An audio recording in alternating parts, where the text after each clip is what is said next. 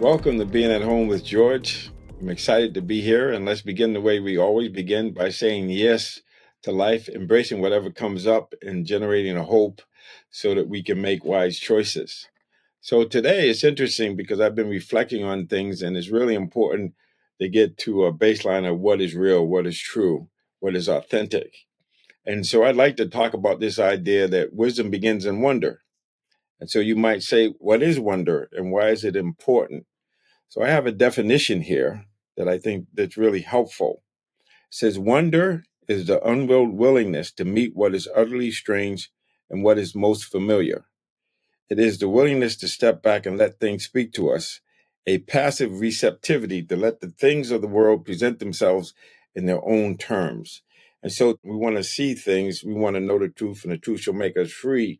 And the way that we do that is being able to see things in new and fresh ways as they are, not as we would like them to be. And so this idea of seeking to understand, seeking to know things, we have to be able to look at things, let things speak to us in its own language. And by doing that, we're able to see things we hadn't seen before. So something that is strange, but we see the same thing every day, but we see it in new and fresh ways. So this idea of wonder and being able to see things clearly is helpful, because once we have clear view, or it helps us to see things clearly, then because we see things clearly, our actions are going to be clear.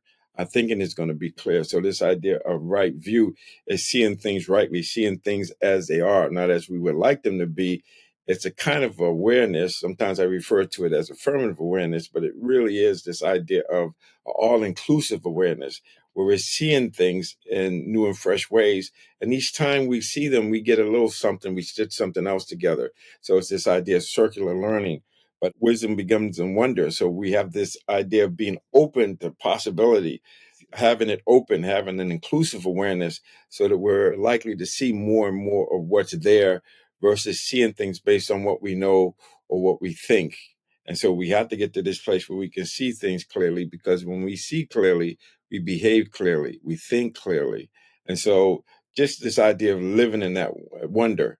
And, I forget the quote by T.S. Eliot, but it's something about exploration and the return to the place we began, as if we're seeing it for the first time. And so that's what we want to do. We want to think about this, especially where there's all of these ideas of what truth is and all the social media and everything. We have to have a way of differentiating truth from falsehood.